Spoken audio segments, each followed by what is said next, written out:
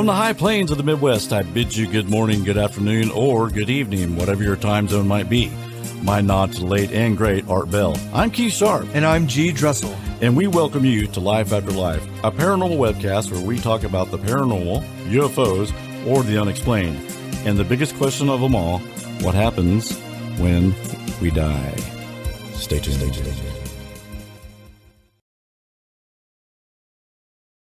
Yeah, that has been. Hey, everybody. How's everybody doing this week? You know how much I love the intro, too. Yeah, we just found a Mandela effect in the intro there. It said webcast, and I'm pretty sure what the hell is a webcast? we put podcasts. But you know, that could go with what happened to me this weekend. True. So I'm lucky to be here. Alive. Yeah, actually, I about died on Saturday. Keith almost died. Saturday. I almost died. Serious, too. No, I'm serious. I almost died. So as most of you guys know, the three of you that are here, no, I'm just joking. I wish people quit being late. No, yeah. But I'm a diabetic. And so Saturday morning, you know, I woke up, and I usually sleep late Saturday. So what I do is I get up, I check my blood sugar, get my insulin, then I go back to sleep.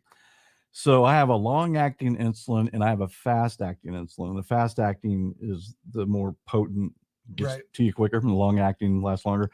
So I reach in my bag, pull it out, and I usually do about 70 units of long-acting to last through half the day. So I shoot myself with 70 units. I pull it out, I look at it, it's fast-acting. I just shot a lethal dose of insulin. Yeah. And I'm going, oh shit. You can't just suck it back out, can you? No, you can't just suck it back out. So I run downstairs, and my wife's a nurse, as everybody knows. And like, I just shot 70 units of insulin, and she, bless her heart, man, she stayed calm through the whole thing.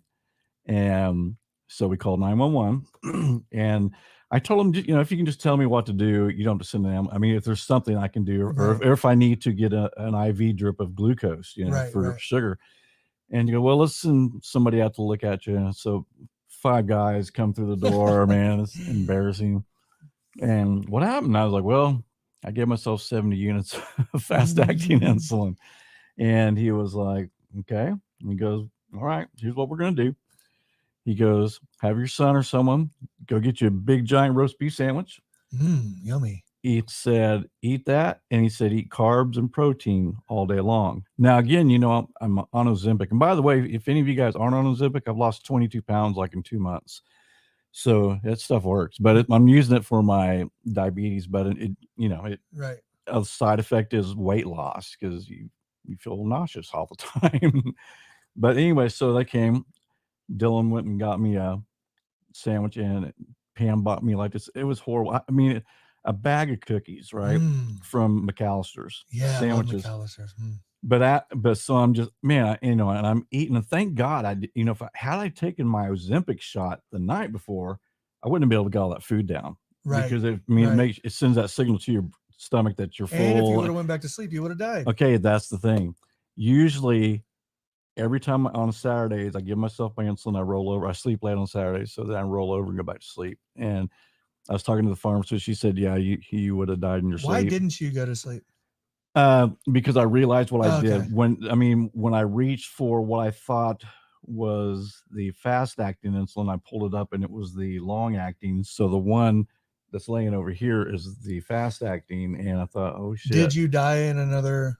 You know what? String. So that's what I was going to say. So it says webcast of a podcast. Maybe this is Mandela. Maybe I died in that parallel universe, right? I'm actually like at your funeral right now. Yeah. So you guys would be planning. No, I probably would have been. Well, let's see. It's Monday. No, it's Wednesday. I would have requested an autopsy. Yeah.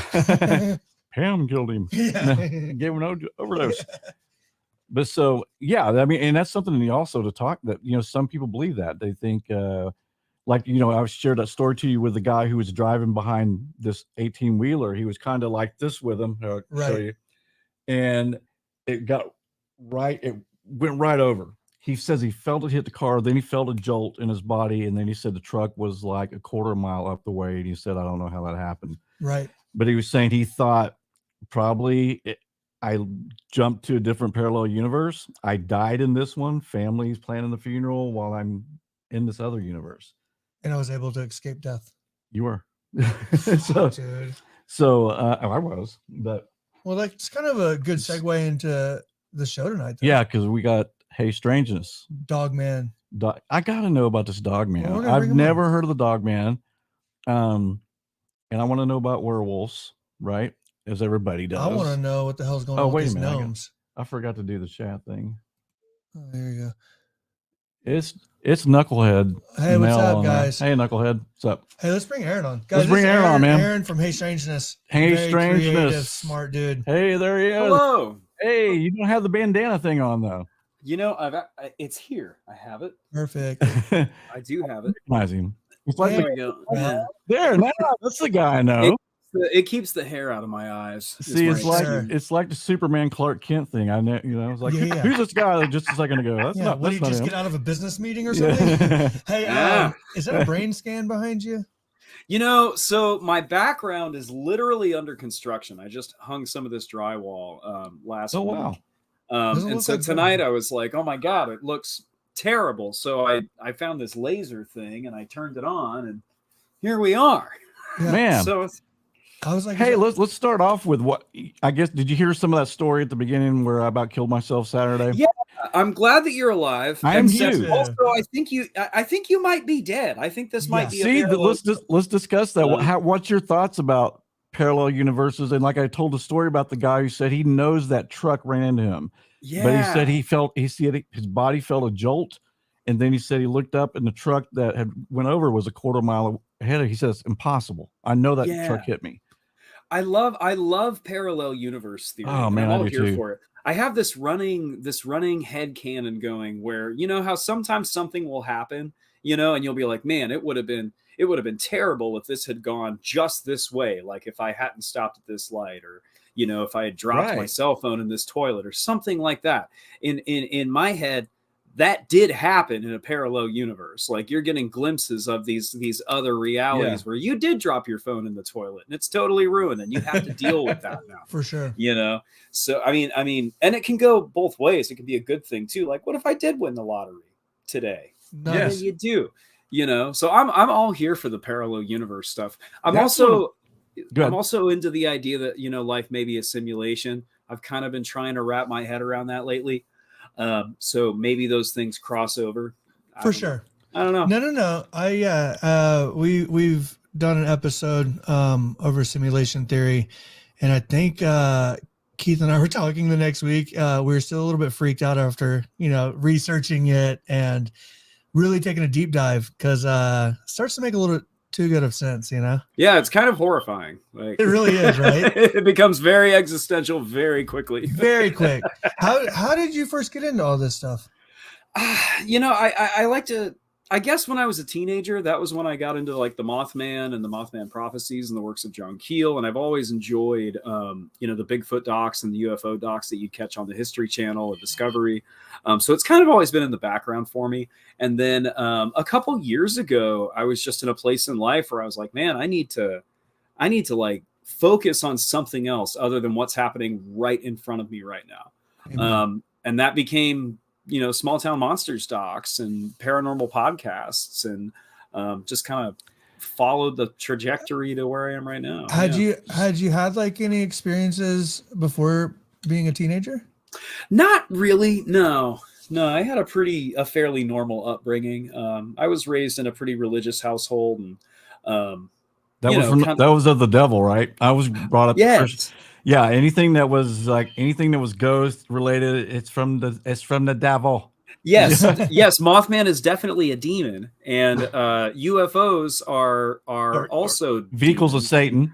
Satan vehicles. Yes, everything is actually a demon. I don't know if you know this, but everything is literally a demon, even though we don't know what demons are. Exactly. That's a whole nother thing. But no, it's just kind of always been. Yeah, it really is. But it's kind of always been an interest for me, and then over the last couple of years, it's become a full-time hobby, and now it's becoming my job. So, yeah. That's cool. Hey, I want to do a shout out real quick to Drew Beeson's in the house. What's up, Drew? Hello, Drew. Drew's I don't know if you know about the Zodiac, but he's the Zodiac killer. Mm-hmm. He's an expert on it. And DB well, if you let me finish, Oh, no, the DB Cooper thing. he knows who did it. He knows it. Yeah, I think he solved both of them, man. Hi, Drew. He had a great show. By the way, that was a great show, Drew, last night. That was fun. You should watch sometimes. I should. You should, but you Sorry, don't. Drew, I was Very working. cool. I know. So you've never had anything crazy, weird. Okay, let's jump to it. What the fuck's a dog man? Werewolves. Werewolves are real. They exist. Do you know?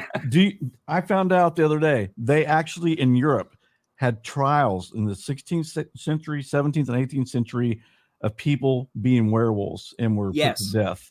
We talk about witch trials and we think of, that's very much exactly. in our headcanon, in our lexicon. Right. But werewolf trials were just as common, and they were based pretty much on the same idea that these individuals had corresponded with the devil or received powers from Satan, and they were, evil. Yeah. Wouldn't you love to read? Wouldn't you love to read a transcript from the court case? I mean, that would be a trip. I wonder if they kept records of back then. I mean, surely. You have a lady writing as fast as you can. No, there are some cases that are pretty well documented, such as the case of Peter Stub. A lot of people are familiar with that one, but he was a serial killer who confessed under interrogation, and interrogation or questioning back then. They just tortured the. Can I curse on this? Yeah. Okay, they just tortured the shit out of you. Right. That was interrogation or questioning. And he admitted to being a werewolf and having corresponded with Satan and being given a magical belt that would turn him into a werewolf when he, put it on, which is, the idea of a hexen wolf. Is that type of werewolf.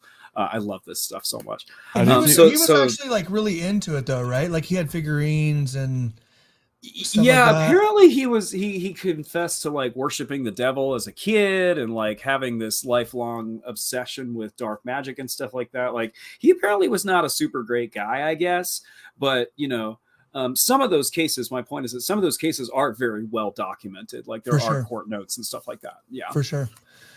Did it have anything to do with that thing up in Michigan? The Michigan dog man? Yeah.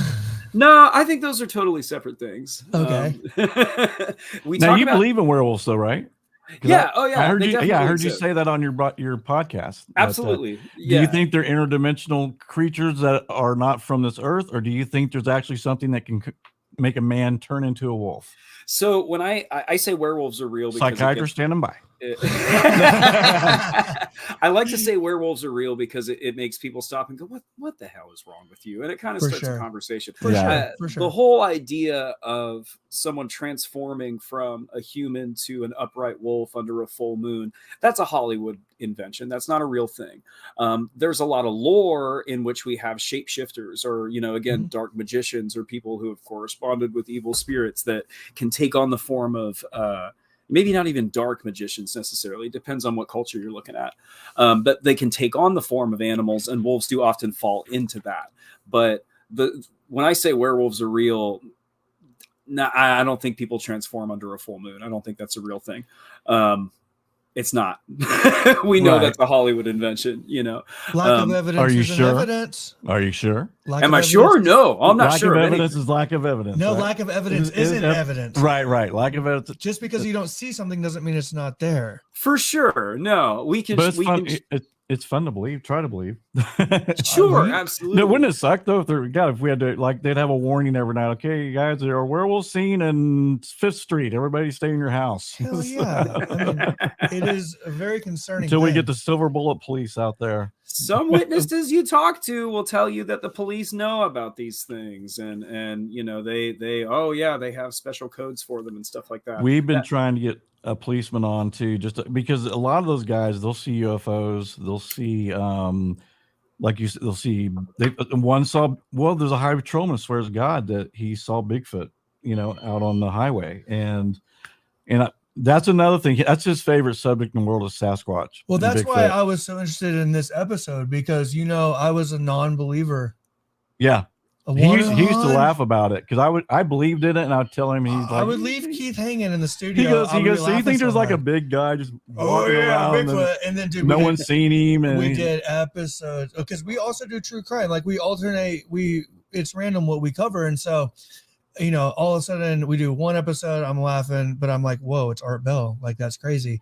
We do another episode. Hey, Taylor, can you keep it down? I'm trying to do a show here. I'm just kidding. And then it's like all of a sudden, 3 or 4 episodes in, I'm like researching hardcore. And then we do Daltov Pass. Yeah. I love the Dyatlov Pass. Is that not the best? So I love that one. God, we are so ADHD right now. So it's like we're going. It's such a, sorry, you're right, so am I, but it's such a perfect intersection of maybe paranormal, history, unsolved, weather phenomena, Soviet cover-ups. I love the Dyatlov nuclear Pass. stuff. Oh my God. It's terrible what happened to those people, but it's such a fascinating story. Do you think that was, I mean, because, me and Garrett did a whole show on it. Is either a UFO or is a Bigfoot that, and, but they didn't they find radiation, like high levels of radiation in that area or something? So I prescribe to the infrasound theory that there was something crazy happened with a couple of tornadoes that went sideways and they lost their minds and ran off into the woods or into the blizzard, because that kind of makes sense to me. But, it's not at all a stretch to assume that the Soviet military was testing something out there. That's working I was on kind something of out there, and then you do have allegedly local legends about the Almasi or, right, a Sasquatch or Yeti-like creature. So it's fun because you can throw all of these things in there and there is some tangential correlation between them. Personally, I subscribe to the infrasound theory. That's just me. Well, I mean, the thing about, because then you learn about in Drew's in here, Yuba County 5. Oh my God. Have you studied that case? That's an interesting one. The American Dyatlov Pass. It is, where there's almost certainly no military experiments going on, right? No, the Yuba County 5. In fact, Drew's an expert at that. He is. So, that's kind of why I brought it up. But, there's some similarities there. What scares you so much that you're going to cut out of your tent when you know you're going to die? What scares you so much that you're going to stay in this location and starve to death? I mean, that's just, well, and they were trying to say hypothermia setting in or setting in, and they weren't thinking straight and they were doing crazy things. And that's kind of, how they tried to play that out, which we know with some of the body damage. And we had some pictures of that, that, man, that was some serious beating, ripping those tongues out. It was well, hey, so with the dog man earlier, you said you've had some very compelling witnesses and some testimonies. Tell us about like some good witnesses out there. So for me, I kind of always cite the same guy when I start this conversation because that's kind of where the journey started for me. But there's a person I know very well who I've known for years, who's a very credible individual, military veteran, entrepreneur, parent, just not somebody who's even really that into the paranormal. Like, for sure. They'll watch a werewolf, or not a werewolf documentary. There aren't that many. They'll watch a UFO documentary every now and again, but that's just not their thing. And one day we're sitting around shooting the shit over a couple beers. And I said, hey, I just got done watching this documentary about real werewolves. Isn't that crazy? And I'm expecting him to laugh. And he kind of looks at me. He goes, well, I saw something once. And he describes this encounter, this roadside sighting of what really can only be described as an upright walking dog or wolf. And it's almost point for point, like the encounters you read about in The Beast of Bray Road or, any other book in that same vein. And I kind of looked at him and I was like, you shitting me? Like, really? And so I start doing some research. This sighting happened pretty close to where I lived at the time. So I start doing some research and there are similar sightings from other sources in the same area. And then I just kind of kept looking and there's more and there's actually more. And, oh, look, there's a couple more. And we can trace them back at least 100 years, at least with some of these folkloric anecdotal accounts. What was the original question? I'm really sorry. Well, I tend to go off on this. We do the same thing all the time. I was asking about like witness accounts, just like that. Sorry. Credible witnesses. Yeah. So it always starts with this guy for me. And then I've talked to a couple other people in the interim, who just, again, don't have a reason to make this stuff up, weren't aware that Dog Man was something that people were talking about. But they have these stories and their stories line up. They parallel one another, sometimes in ways that literally gave me chills. So at a certain point, you got to stop and go, what the hell's going on here? Like, what is this? Yeah. So it's like a two-legged creature. That I mean, does it have the haunches of a dog, but yet it's walking? You know what I'm saying? But can walk on two legs. So not like a Yeah. Bigfoot who's more like a human, but Yeah, it kind of depends on the encounter. Again, like people perceive things differently, and very often these sightings happen in a matter of seconds. But often you get an upright, muscular frame. Shaggy fur is often described, but you'll also hear like a thin coat. Pointed ears, that comes up again and again and again and again. And very often the eyes are glowing. I don't know why. I can't explain that. I'm not a zoologist. If these things are even animals, but a lot of times they're glowing yellow. That seems to be a pretty common descriptor, is glowing yellow eyes. And then very often they start on four legs and then stand up onto two and then kind of walk away. I would say maybe 30%, 40% of the stories that at least are in my book are concerning something that starts on four legs and then rises up onto two. So at least in the physical descriptions, you get a lot of crossover. how big are these creatures? I mean, generally described as anywhere from like 7 to 8 feet tall. oh my Some of the God. folks, right? Some of the folks I talked to out in Sam Houston National Forest, the big thicket area, they described them as being upwards of like 10 or 11 based on what they saw. I probably talked to 3 or 4 people that said, oh yeah, they're that tall. That's how big they are. Wow. So it's Well, I'm hard to sure- say. I'm sure when you see something that you're so familiar with, that you feel like you're so familiar with, standing on two legs with human-like features, even if it was 5 feet tall, it would seem like it was 10 feet tall. I mean, that would freak you out. Yeah. Can you imagine? No, I can't. I mean, we talk about Yeah. eyewitness accounts all the That's time scary on this as hell. show with true crime, Yeah. and how that even with the Delphi situation, the height of the bridge guy, Right. you know, when you see things and you freak out and later, that's terrifying, dude. Like threat perception, your Yes, threat brain perception, right. hyper focuses on things that are dangerous and maybe blows them out of proportion, possibly. Right. Well, and I Yeah. read one case about, and I think this is like 1961, where a guy got attacked by 5 dogs, one of which was standing, almost it was like a Dude. dog man situation, right? And he was like, he fended them off, and then that was the report he gave to the police. And I don't know if he gave a height on that, but even in that situation, it's always like if you see a dog walking at you and it has other dogs around it, that are like 2 feet tall, you'd be like, oh my God. So that's, But could It's it an be, enormous canine. Yeah. It's Satan. Stay away from the devil. No, so could it be possible though that there's weird interbreeding going on amongst different species of animals that creates this thing? Maybe. I think can't recreate. I think that's definitely a possibility. That's one of the theories I throw around in the book. And I talked to a few veterinary professionals, one of which I'm married to, who will say, yeah, like dogs will interbreed and intermix, and we can come up with an infinite combination of canine hybrids or crossbreeds, but not all of them are fertile. So let's say every once in a while we get a German Shepherd, Pit Bull, Labrador, Grand Pyrenees mix that for some reason likes to walk around on 2 legs, but it can't reproduce. That's something we can neither confirm nor deny, because again, the possibilities are kind of endless there. But that is one of the theories that I think may possibly account for some of these sightings. Yeah. So what about the chupacabra? Is that right? So the chupacabra. Are they related into that whole dog man werewolf thing, or is it totally, or do they just have no idea what this thing is? I think they're totally separate and independent. The chupacabra of Puerto Rico is a weird alien bug-eyed looking thing with fangs and claws, and we don't know what the hell that thing is.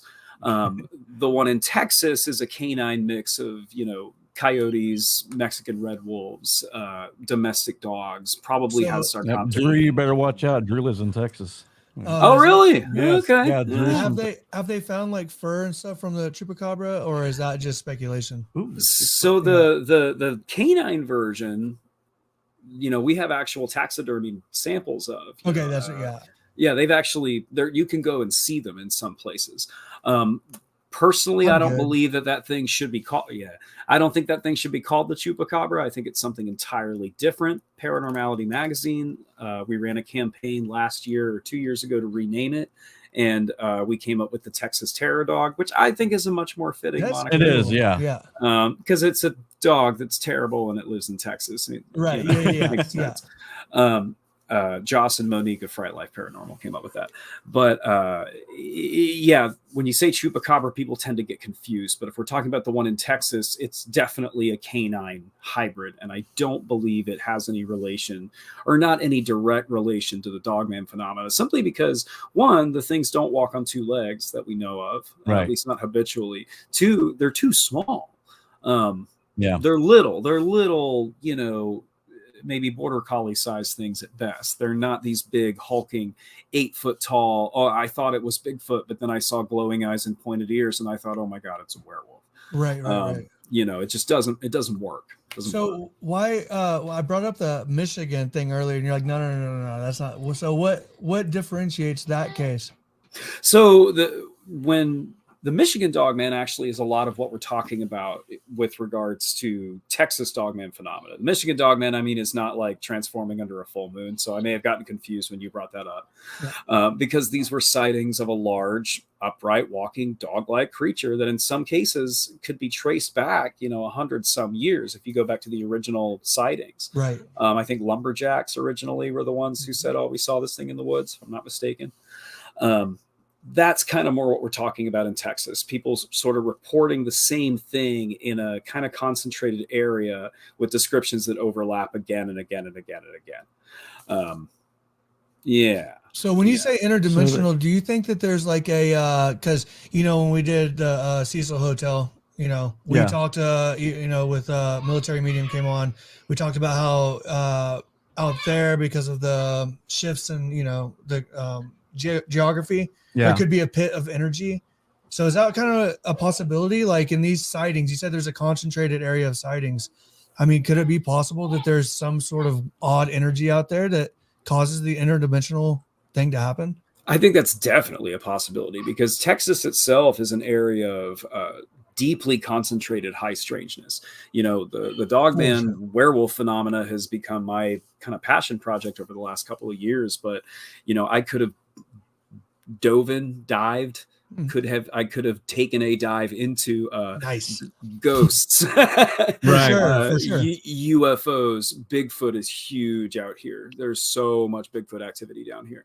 Random cryptids, dinosaurs. We've got dinosaur sightings all over the place. The Marfa lights. Wait. I've seen the Marfa lights firsthand, by the way. No kidding. Awesome. It was the craziest thing. I haven't been down there yet. I was driving from Los Angeles down to Marfa, and I got lost. My GPS was at 2010 or 11. So that's when they sucked. Well, your GPS you end up in a field. Dude, no, it took they kind of worked. Dude, I'd never been down there. It took me to this, to a ghost town where I could see the border lights. So I was like way out of the way. On my way back, I see what I think is camping out in the middle of flipping nowhere. I haven't seen anybody in hours.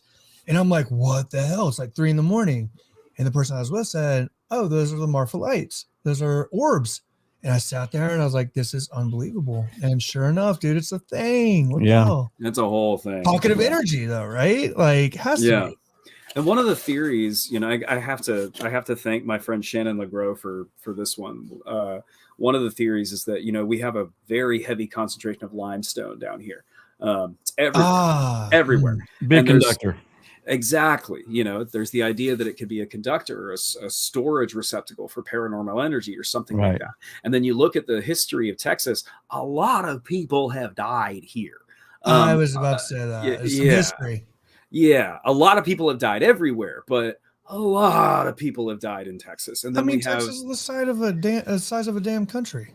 It is. Yeah. It's been its own country. There's probably parts of Texas that have never been touched. Yeah. Oh, yeah, for sure. But what is it? Been through 4 or 5 different countries before. So, but it's Six Flags. Yeah. That's how the theme park got its name. Right. So, but yeah, there's places in Texas that I guarantee you nobody stepped foot on for 1,000 years. You think so? Absolutely. 100%. I think there's places in Oklahoma. Yeah, there probably is. We've talked about that before. Like I was driving down the turnpike and I look out, like I'm like 7 miles that way. I'm like, nobody's been there. You know what I'm saying? Yeah. Mm-hmm. There's times when I've been out on the country roads and it's like just forest stuff, and you're like, I Hey, doubt anybody's been out there. Who was it that first episode that's so fascinating? I actually got a lot of views on YouTube. It's like our second show we ever did. Who was the guy that had the Bigfoot map, buried him, accidentally killed him? Oh, that was Bugs. Bugs. But I don't know if that turned out to be. Are you familiar with Art Bell from Coast to Coast? Yeah. And he had that. Do you remember the Bigfoot guy who said that him and his buddies accidentally shot a Bigfoot and they shot the female companion and they had to bury them out, and it was in Texas. And he said he has a map to it. He's never showed it to anybody. No, I'm not familiar with that one. Yeah, if you get a chance, look up Bugs the Bigfoot. Yeah, Bugs the Bigfoot hunter or something. I don't know, with Art Bell, and he sent a copy of it to Art, and Art was like, I don't know that I want that, because he was afraid. He goes, Art, he goes, when I shot it, he goes, it kind of looked like a big hillbilly man, but I couldn't tell, but it didn't look like a hillbilly man. It looked like a monster. Throwing lead so down he was afraid that he goes, could I be charged with homicide? This might be evidence. Yeah. Maybe I shouldn't have this. Yeah, exactly. He probably just killed 2 people or something. But that's how you get away with murder. It was a Bigfoot. It was a Bigfoot, and the wife. I killed. Yeah. But he gave it to Art Bell, and so Art really said he didn't want it, but he sent it to him anyway. But then Art passes away, so me and Garrett, we were talking about, God, if Mrs. Bell could just get we'll drive out to Texas. We'll let's find a damn Bigfoot. Well, we can't sneak on the property. Everybody has guns out there, right? Yes, they will shoot you. Yeah. Yes, and they get permission. Yeah, absolutely. Yeah, we here in Oklahoma kind of the same way. Well, one of my things I was just so caught up on with Bigfoot, I just could not get over it, was the fact that I was like, well, if somebody we found T-Rex skeletons. Yeah. Why the hell am I not going and found a Squatch in a museum right now? Right. But that's where the interdimensional side comes in, right? It can. Do you think a creature could survive? I mean, that's seems more possible to me, it being interdimensional, because could a creature like that it's seen rarely, right? And how would it live? What would it eat? How come we're not finding Bigfoot bones. Poop? Bigfoot, bones. Dogman bones. Our dogman bones. Because you would notice, it would be like, oh, this thing's 7 foot long, canine. Yeah. I'll be looking at it in the museum. So, but the only way is for it to be interdimensional, right? Unless they are like elephants. Well, I think Bigfoot's interdimensional. I'm asking Aaron, have we found dogman bones? Have we found dogman bones? Not that I'm aware of, but you also have to kind of figure, if someone did find a large canine skull, they would just think it's a dog. A big dog died here. Yeah. Right. They're not described. Well, generally they're not described as having like human bodies and then, a wolf head. That would catch your attention if you found a carcass out in the woods. But, for sure. The same argument we make with like Bigfoot, how often do you see bear carcasses in the woods? Right. How often do we find other, large animals? We don't find them that often. So then if you imagine that a creature might be more intelligent than your average, smarter than the average bear. How likely is it that we are going to find their bodies if they're very reclusive when they're alive? And then you get into ideas like, well, what if they bury their dead? What if they eat their dead? What if they're interdimensionals? Well, right. And to be fair, the places where these sightings are happening, it's not like they're doing some sort of archaeological dig. They're not going into the middle of the Sam Houston State Park or whatever and being like, okay, guys, we're going to dig here. I bet if that all got wiped away, and probably will 80 years down the line, and they're building some sort of damn mega neighborhood like they have here in the Midwest, that's when these things probably will surface, I think, if there are. But that's a great point. But don't you think they already would have, though? Because supposedly if these creatures have been here for hundreds and hundreds or maybe even thousands of years, that when they were doing neighborhoods that they would have came across. True. Say Bigfoot, they said, okay, we're going to turn this countryside into a house edition, which they do. And haven't found any bones. But we should ask somebody that does that, though. Like, hey, have you guys ever come across just like bones? Because I guarantee you, they're tired. They're like, oh god damn it, like throw it in this dumpster. Did you guys see that thing yesterday? No, just no. Keep working. I don't care. I'm heading to Burger King, you guys. So ain't time for that. I read something about a documentary. Are you working on something? Yeah, so there is a film coming out called The Dogman Triangle: Werewolves in the Lone Star State.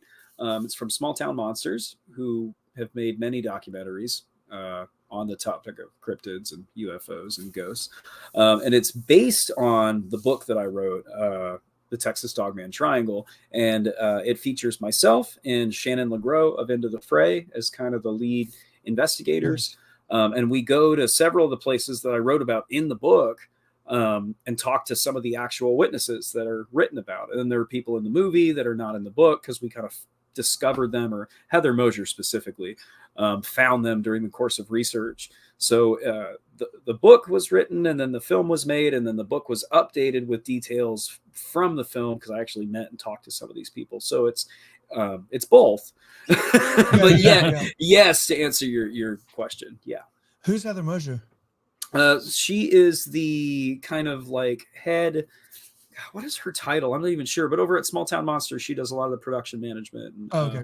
Witness location and interviewing, and she wears a lot of hats. Production manager, I guess. So she was able to track down some new leads on sightings and stuff like that. Yeah, she found some new leads, and then she found some people that, again, I wrote about in the book who had never been interviewed on camera before. Wow. Whose stories I found online or in old newspapers, and she actually found these people. So because I'm sure it's like for us when we very first started, how hard was it to find people to come on and speak on even paranormal stuff? Yeah, it's tough. I mean, it's getting easier because I think more populations accepting that there is something out there other than just us. And acceptance is at an all-time high for sure. Right, absolutely. But when Garrett and I first started, there's hesitation with some people, who are professionals, like, well, I really don't want to bring that up. You have some people who will tell their stories, and then they get taken, and the media runs with them, and they get amplified and turned into something completely different, and then they decide, you know what, I just don't want to be associated with this anymore. Right. Well, kind of like Bob Lazar got caught into that. Yeah, man, he's Bob. a great example. Yeah. All honor to Bob Lazar. Yeah. I would love to have Bob on the show, but he will rarely do interviews. I mean, did you see him on Rogan when he did the Rogan show? No, I know he did that one, but bless his heart, man. He was so nervous and he kept getting migraines, and Joe was like, hey, it's okay, just calm down. They gave him. I would love to talk to him, man. Wouldn't that be interesting? Because everything he said back in the 80s, 89 or 87, whenever George Knapp uncovered that story, came to light. I mean, he talked about the they clocked in by the measuring of the finger joint. So you put it in this little scan thing, and then sure enough, they were using that at Nellis Air Force Base. And also I went to Nellis Air Force Base just to, or is it Nellis or McNellis? I don't know. I think I just I always forget stuff during interviews. You're probably right. But no, like, and then that element that he talked about, element 115. Yeah. Oh wait, that was actually a thing. We discovered that we did years later. Like, if you're talking about paranormal witnesses, they don't get much more credible than Bob Lazar. For sure, man. And there's so many people that have you ever watched the Behavior Panel? This is these guys that watch people talk and they can tell if they're lying. They're professional interrogators.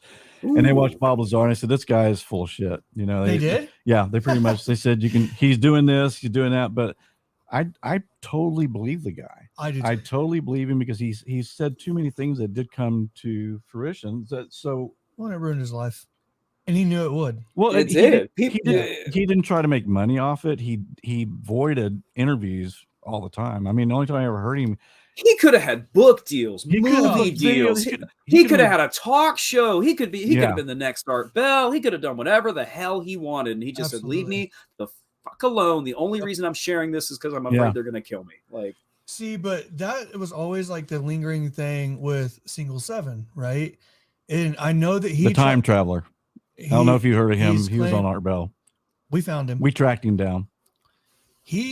Obviously, he's saying, no, it was a hoax. I want to put that past me. Millions of people believed it. The thing about it, though, is he was saying stuff then that did come. The acronym thing, I don't care what he says. I was in the military. I'm not sitting here. I wasn't like leaving the military in 2010, like using acronyms every 5 seconds. Right. Like that's a rather new thing, right? Like it gets more increasingly. So, well, he predicted Y2K. He did. In 1998, but we finally, it took forever. We used to end every one of our shows with Single 7. If you're out there, please give us a call. We want to interview you. Well, finally, he ended up showing up on someone's podcast, and I contacted them, got him on the show. Well, he came on the show and he said, "Yeah, this is all bullshit," because I made the whole story up. Wow. But there was but I was like, okay, but I said, but you had an answer. I mean, just like that for everything Art asked you. Like Bob Lazar. Like Bob Lazar. And then he kind of made us, I mean, not that he's trying to make us feel stupid. He goes, but man, he goes, I can't believe you guys fell for that. He goes, well, you really believed I was a time traveler? And I said, yeah. Which is exactly what a time traveler trying to cover their tracks would say. Thank you. And so there was a time when me and Garrett would talk. I mean, he would call me, you know, we talked every day on the phone after the show and everything, and had a good relationship. And then all of a sudden, he just nothing. It's vanished. And I was like, and I know he's in bad health. He's having some health problems, and that's maybe the reason why. Like I said, I mean, because I was worried about him. I did look for his obituary because I know what his real name is, and luckily I found nothing. But he won't contact us anymore. But to that point, it was like he could have even capitalized on that. He could have. He could have kept that thing going. Yeah. But Bob never did. So no, yeah. I know. But I mean, don't you agree though with Single 7? I'll send you that link, Aaron. You got to listen to the interview. Yeah, I'm not as familiar with that one. I'm actually not familiar with that one at all. Yeah. Yeah, I'll send you the link, but that high level of like physics knowledge. He was explaining the time machine getting bombarded with plasma. What do you call it? I can't remember. Because Art was asking how's the machine working. He goes, well, you're bombarded with plasmatic, blah blah blah blah. Wait, so like it's all bullshit, but here's how it works. Yeah. Wait. So, okay, we have noticed that like, and Keith has said this from day one, because he had a UFO experience and some paranormal experience. Did you, like, through these witnesses, through all your research, did you ever see where like somebody had an experience with Dogman also had other kind of paranormal or supernatural experiences in their life? Oh, that's a really good question. Yeah, we found a lot of connections between, it seems like people who are able to see UFOs or have seen UFOs have also had paranormal experiences. So it's like Garrett and I kind of think maybe somehow it's all connected. I don't know. Maybe not. Generally, no. The folks I talked to out in Sam Houston National Forest, that is a very strange place. You've got, again, a mixing of everything: Bigfoot, UFOs, ghost lights, women in white, like just a whole bunch of crazy stuff. So in those cases, yeah, those people were very accustomed to just seeing and hearing strange things. But for the most part, the Dogman witnesses that I talked to in Texas, or even the stories that I reviewed that had been recorded elsewhere, a lot of times people specifically said, I've never seen anything paranormal before. I don't necessarily believe in, the paranormal, but I saw this thing. So, that's interesting though. Yeah, it is. And there may not be, there may not be a connection. I know when I had my UFO experience that soon after that, then paranormal stuff in my house started happening. I think there's really something to that. I definitely think there's something to that. Yeah. And it went on. From the time I was about, I saw a UFO in 1977. I was 13 then. So yeah, I'm old. Jeez, man. Shut up. He's my son-in-law. So of course you're younger than me.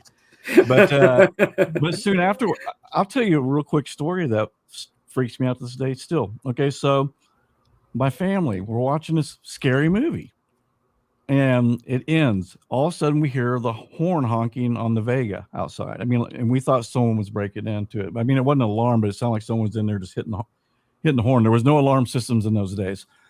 And we go out and the lights are flashing on and off and the horn's honking. So my dad and I run out there. Okay. He opens the door and then the car tries to start. It's going, and when you park a standard car, it's usually in gear, right? So if the thing starts, it's going to hit the garage. Mm-hmm. Okay, now this gets crazier, dude. I'm not done. So my dad sticks his foot in to hit the brake or the brake in the clutch. Fire shoots out of the floorboard, like towards his foot. The car does start and it crashes right into our garage. And actually knocked the house back about maybe 1/8 an inch from the front of the house off the foundation, just a little bit. That's how hard it hit. What kind of car was it? It was a Vega. I can't remember who made it. Maybe it's GMC. Okay.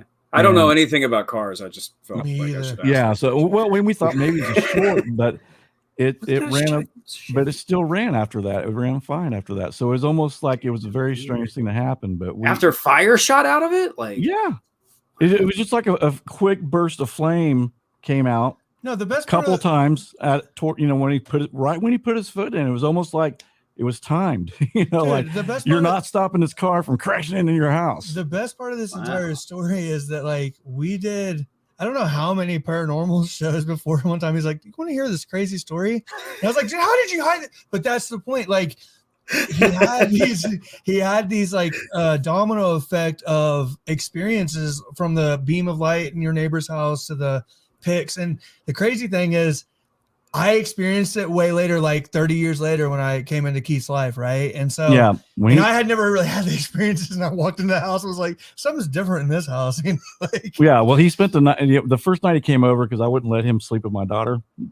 Good dad. Right. Yes. So he had to sleep in the living room and my daughter had to couched sleep it. Right. So he's sleeping on the couch. One of the things that would happen at my house is you would hear the drawers open in the kitchen, like someone was making a sandwich or something. They were getting like, you could hear the spoon rattling. And I heard that all the time. I'd go in there, boom, no one's in there. So Garrett starts hearing this noise, tells me about it, I guess the next day. Yeah.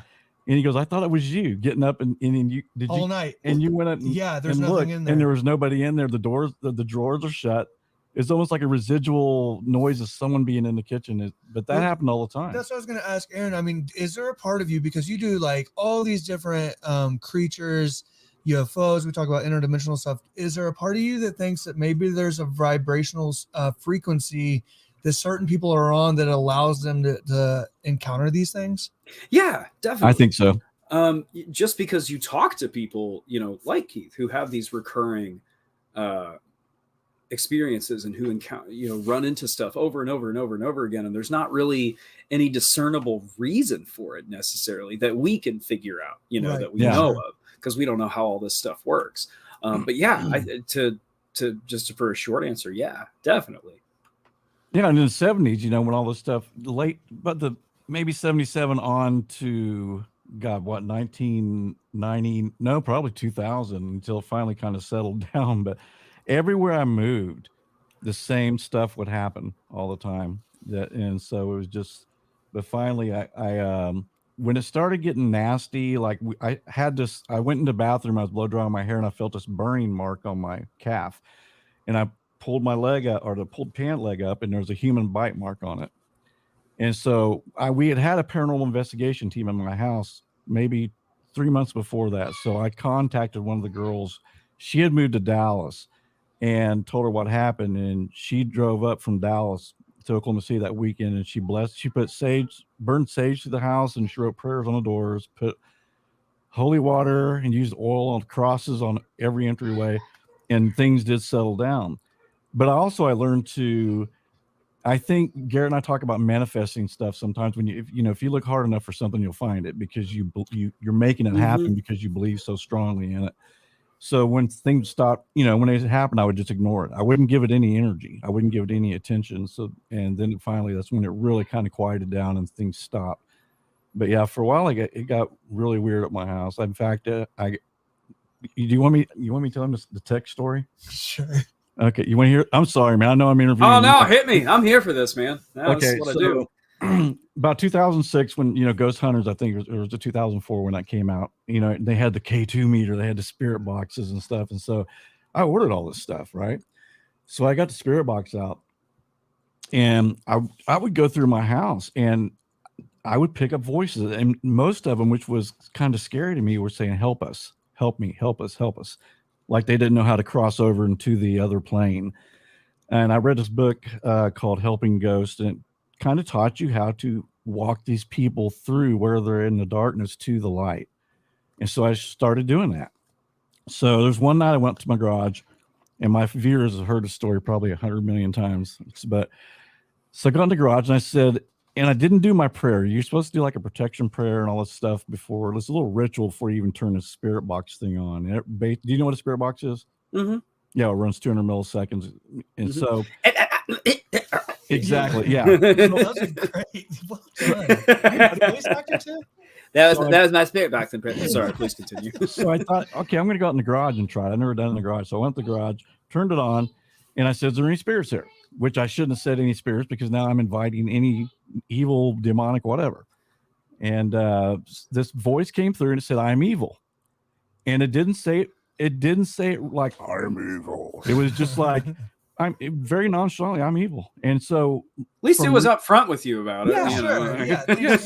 So reading the book, I've read this book and I said, no, you're not evil. You may have felt that way here on earth. Don't be afraid of the light. You're not going to get judged. Just go, man. Go and free yourself from being stuck here. You're not evil. Don't worry about it.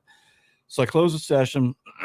I went to bed, and about 15 minutes later, it felt like someone had grabbed me by my feet and was just shaking me it was internally in this vibration that went up from my feet all the way to my chest. And I was just like shaking. It was crazy. And this went on for like off and on for about 45 minutes. So the next morning, I finally went to sleep, get up next morning, I pick up my cell phone, and where you type a message, like if I'm typing to someone, it said, I hope you slept well.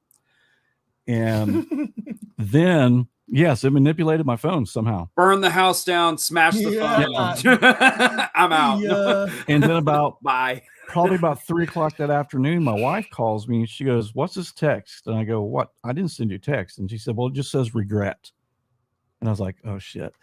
And so I told her, hey, I got to talk to you because I got kind of careless with the spirit box last night and was attacked. And so that's about the time I called Kathy Nance. Yeah. And she's an investigator. She came out and helped everything. But yeah, dude, I mean, on my phone, it said, I hope you slept well, like it was taunting me.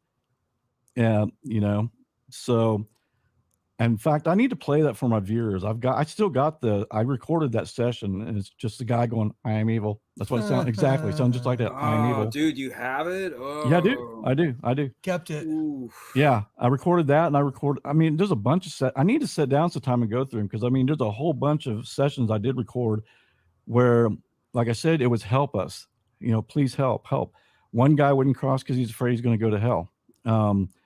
They would see the light, but they were afraid they didn't know what was on the other side of the light, and they judged themselves by the way they lived on earth, thinking, well, if I go to that light, how do I know that's really heaven or not? How do I know? It could be hell. I don't know. So yeah, but anyway, needless to say, after that session, I put it in a drawer and I never used it again. That was just too much, man. I got real careless with it. I kind of stopped investigating. Garrett's trying to talk. We're thinking about doing a live investigation on the show, like find a haunted place. And I'm still a little worried about it just because things follow you sometimes. Well, that's what I was going to ask you. Like with Dogman, are there, because like Bigfoot, there's search groups, there's, communities. Is there something like that for Dogman? Yeah, there's the North American Dogman Research Project. Jody Cook heads that up, and he's cool dude, been very helpful. Talked to him a few times. I got to cut you off. And Jody Cook. Okay. Dude, when I was listening to your podcast, you said you wrote that you wrote an article for Paranormality magazine and you recorded the interview. You said you can listen to it. Dude, I've searched all your links. I can't find it. Oh, really? Okay. You've got to send that to me because I wanting to hear that so bad because I heard it. You said it was a great interview. So. Yeah, it was like I think I talked to him for 90 minutes, 2 hours. Awesome. It was like this. It was actually a live YouTube stream. So it should be on the Paranormality YouTube page, but I'll send it to you. Yeah. Yeah, man. Send me a link and I'll send you the link to the time traveler, single seven guy. Yes, please. Very, so very tell us about Jody. Go ahead. I'm sorry. I didn't mean to cut you off, bud. Oh, no, you're good, man. Super cool guy, military law enforcement background, has written a few books on cryptozoology and the unsolved. The Mothman case book is one that he did that I really like. But he heads up the North American Dogman Research Project, and their website has a section under encounters where you can actually look at an interactive Google map that shows all these different sightings all over North America. And there are a whole bunch of them in Texas. And that kind of helped lay the foundation for me when I was initially in the research phase for the Texas Dogman Triangle. And I realized well, look, there's one here and there's one here and there's one here. So yeah, just super cool guy, really nice dude. Mm-hmm. Yeah, I want to hear that. Dude, I spent 30 minutes. I went to your Instagram. I went to your. Were you familiar with Jody Cook or something? No, I wasn't. But listening to him and his wife were talking about it. He was talking about it was really interesting interview. Yeah. And I was like, I want to hear this. I want to hear this. And so I searched everywhere, man. I could not find. Is your wife all in on Dogman and stuff? It seems like she is, right? So yeah, she's kind of like the more skeptically minded of the two of us. She's a veterinary professional. Like she looks at this stuff very scientifically, and she's open to it. But I'm definitely probably the more like, well, yeah, clearly werewolves are real. What are you talking about? What do you mean you don't think werewolves are real? What's wrong with you? You know? So yeah. That's kind of the perfect team, though, right? Yeah. And that was kind of the initial idea when we started our podcast, was like, well, look, I can be the more fanatical believer person and you can be more pragmatic and scientific about it. And yeah. So as you guys have gotten further and further into this, has she started to come over to the side where she is believing it a lot more? Or she's really stayed kind of in the middle on everything. I definitely, the further I go, the more I think I believe in this stuff. Right. Just naturally. But she's very much able to go, okay, but it might just be a dog, you know, like she's very good at keeping me grounded. Well, I gotta say, when I saw there was a video of a sheriff. They were following this chupacabra, and to me, it looked like a skinny, malnutrition dog. Yeah, basically. And that's basically what the Texas Terror dog is a dog with sarcoptic. Yeah, right. And they didn't try to capture it; they just let it run. But they claimed that was a chupacabra, but it looked like it had eaten for like 2 months or something. Yeah, and we've kind of reached this point. I talked to Christina Downs at the Texas Folklore Society, and she said, that we've kind of reached this point where anything that looks like a weird dog, we call it a chupacabra. But people have been seeing things like this in Texas for a really, really long time. It's just in the last couple of decades that we went, but chupacabra, it's something entirely different. Mm-hmm. Yeah. Is a chupacabra? I mean, is it known for being evil? I mean, because I've never heard of doing anything like eating horses or killing anything. Yeah. It's just like this freaky animal that just runs around and does nothing. The Puerto Rican one was known for predating, on goats and chickens. There are accounts of the ones in Texas, also predating chickens, but generally when you hear about sightings, yeah, exactly. Coyotes, that's a natural behavior. Yeah. Right. For an animal. So generally like attacking people and, that's. No, I haven't heard a single encounter of somebody being attacked by one. I'm not saying they're not out there. None of them come to mind right now. But no, they're just running away.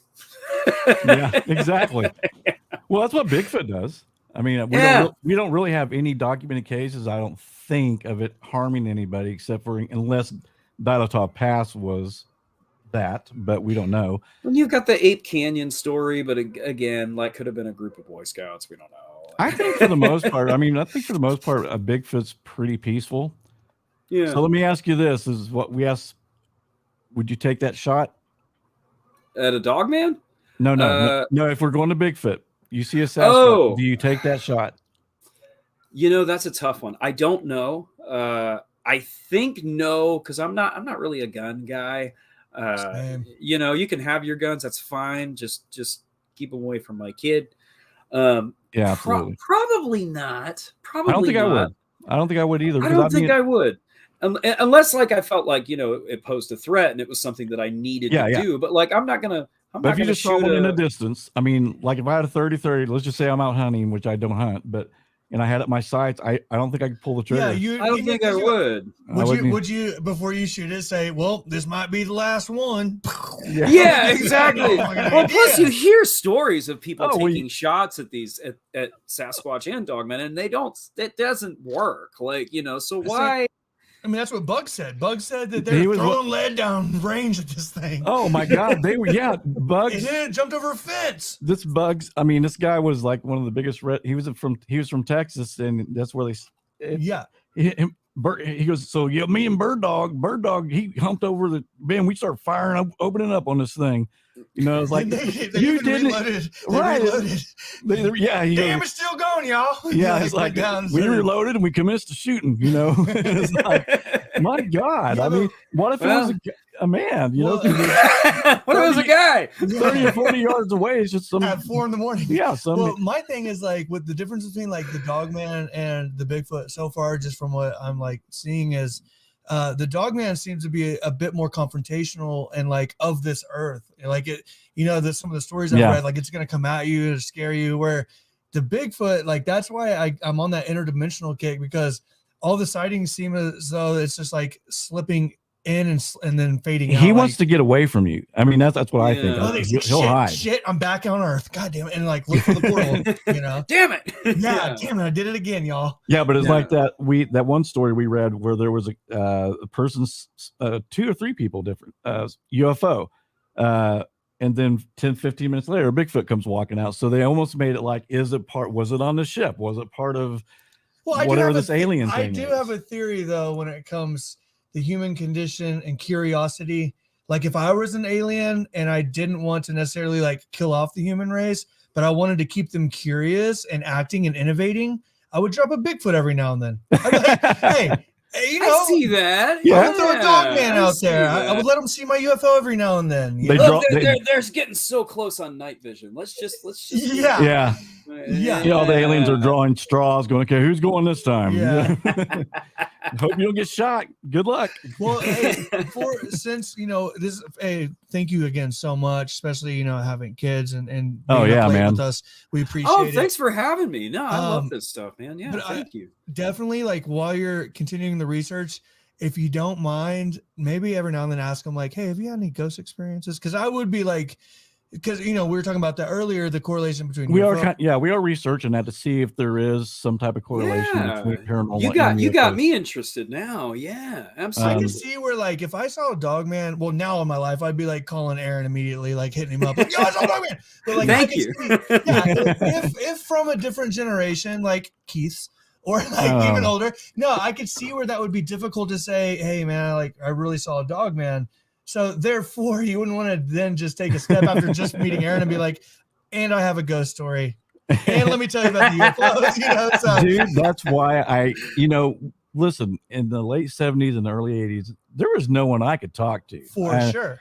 And these things were really freaking happening to me, but I couldn't just go, hey, because they would think I was crazy. That's why you created this platform. My dad was a laboratory director at the main hospital in town, okay?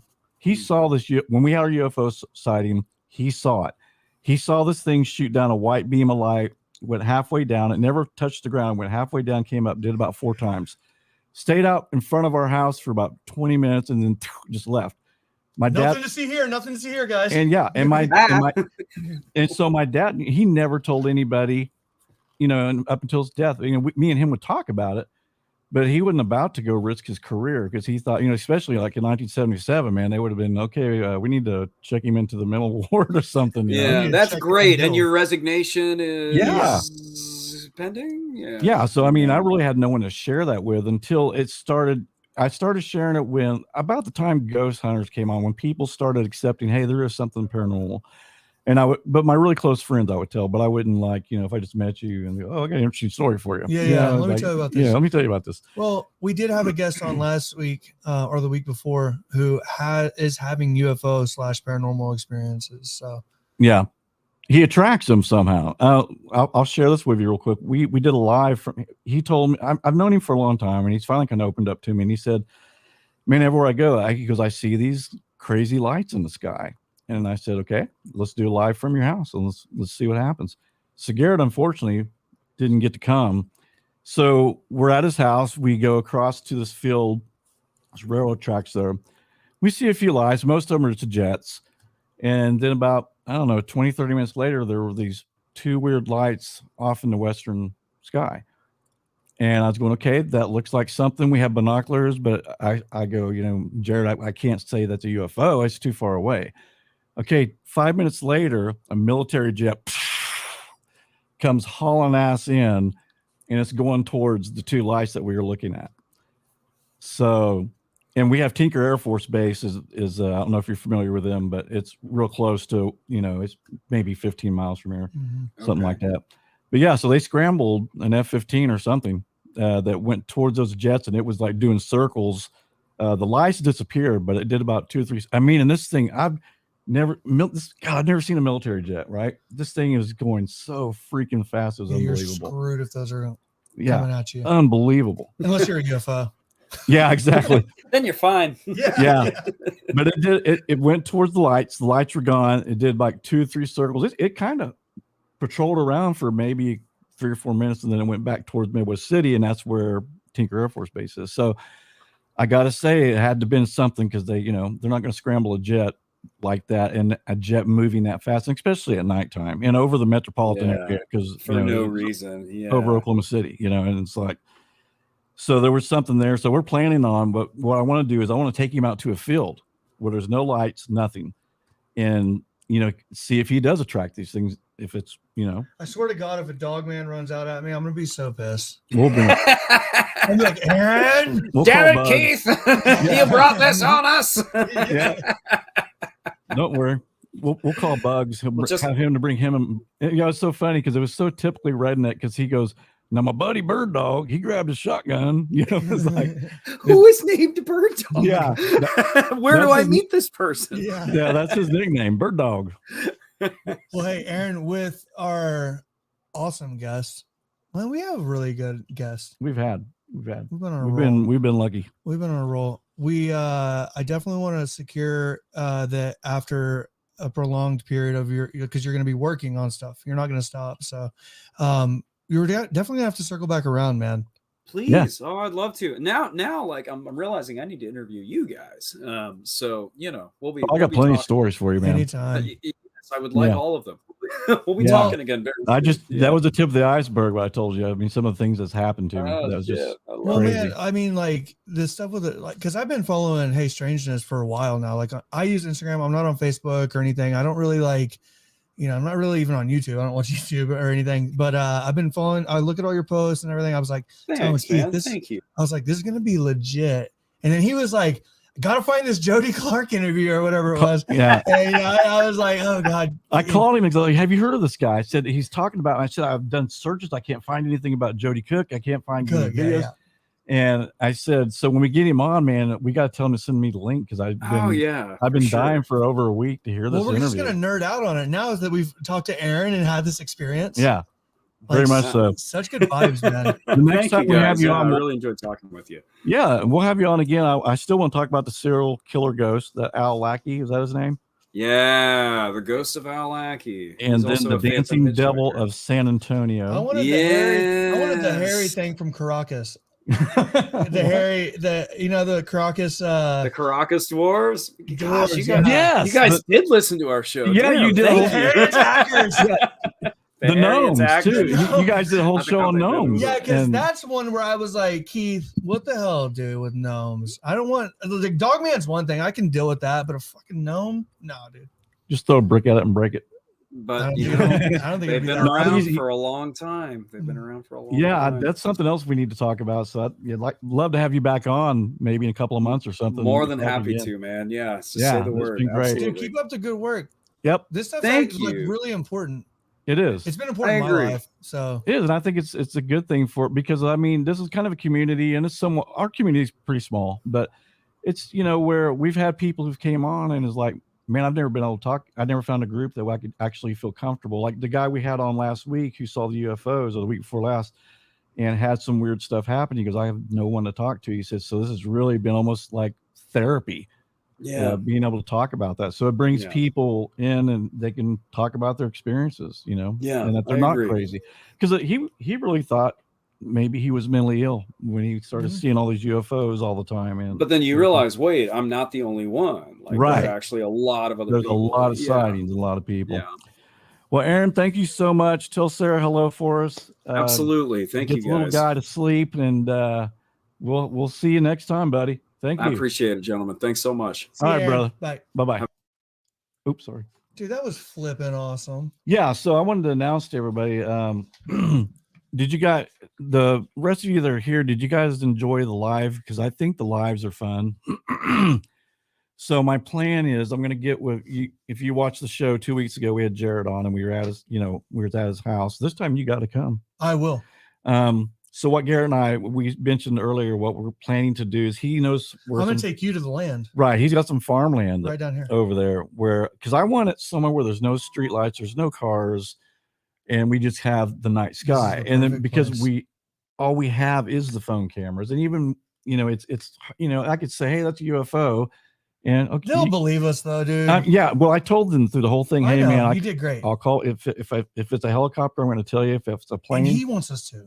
That's the best part. Well, I mean, he's not trying to. Right. And that's the whole thing. Yeah, he wants to know too. Because I told him, I talked to him. I said, look, there's lots of drones that look like UFOs, and so I told him before I went out there. I said, so, dude, I'm going to be skeptical, blunt with you. If I say it's a helicopter, dude, it's a helicopter. If it's a drone, it's a drone, and everything we were able to debunk except those two lights, and then the military air, whatever they call them, military craft. Is what I'm gonna call it, and the street lights just coming out. Yeah, and the street light thing was weird too, because that did. And when he said something about the street lights, that one went out. Yeah.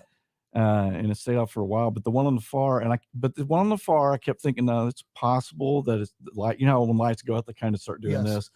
And I thought, yeah, it's kind of evidence, but really not. For sure. But when he and when I saw the red dot, then I saw a red light, like a little orb of light that just went to the street, and as it went through the street, then that other light went off that was completely different and opposite from the other light.